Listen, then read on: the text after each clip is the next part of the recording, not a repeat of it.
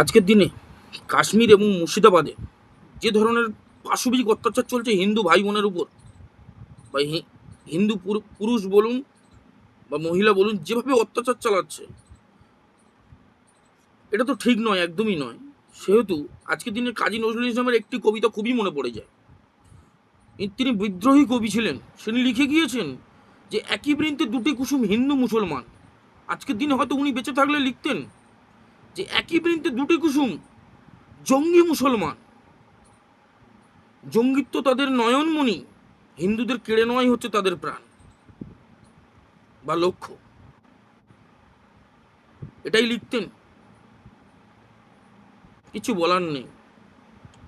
হিন্দুরা জেগে ওঠো, সময় আছে, গর্জে ওঠো, নাহলে এটাও দ্বিতীয় বাংলাদেশ হবে। আজকের দিনে বলে গেলাম, বিগত 5 বছরে সেটা মিলিয়ে নিও।